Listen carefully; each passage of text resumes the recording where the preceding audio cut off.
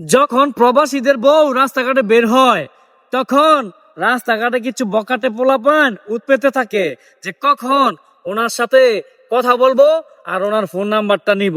কি ভাই বিশ্বাস হইতাছে না? আরে ভাই এটাই সত্যি। স্ক্রিনে দেওয়া ভিডিওটা দেখতাছেন না? এই ভিডিওতে ঠিক তেমনটাই দেখলাম। আগে ভিডিওটা দেখেন। ভালোই না। কি গো ভাই, আপনারা কি কিছু জানতে চান? হ্যাঁ। অনেকক্ষণ ধরে দেখতাছি আপনারা ফলো করতেছেন। আলু বাড়ি কোনো আমার বাড়িতে কি করবেন? কিছু জানতে চাইলে জিগাইতে পারেন। না, এটা ব্যাপারটা হলো কি, আবার আমরা যে যাইতেছেন না, আমরা দেখতে মানুষে ভালোবাসে, এইটাই নিয়মতা মনে হয়। আমরা দেখে জিগাইতেছি, আমরা ফলাফল করে দেবেন। শুনেন, সমস্যা নাই, আপনারা যে উদ্দেশ্য নিয়ে আইছেন বলতে পারেন। আমার স্বামী বাহিরে আছে, অসুবিধা নাই।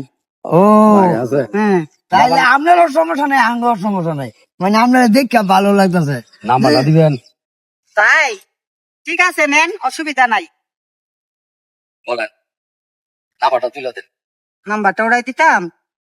ঠিক আছে, নেন, অসুবিধা নাই। এটা তো কইতে পারেন, তো অনেকক্ষণ ধরে তো ফলো করতেছেন। আচ্ছা, একজন লইলে দুজনে ভাই। নেন, নাম্বার দিলাম, এটা আমার নাম্বার। কথা কমু না। আচ্ছা ঠিক হ্যাঁ। আছে, ঠিক আছে, ওর কাছে নাম্বারটা আপনি নিয়ে নিয়েন।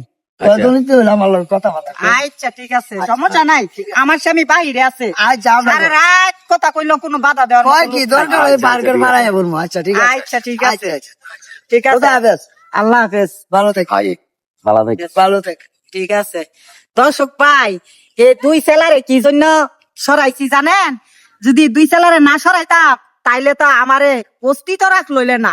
এই জন্য ফুয়া নাম্বার না দিয়া সরাইছি দুই দুশ্মনরে।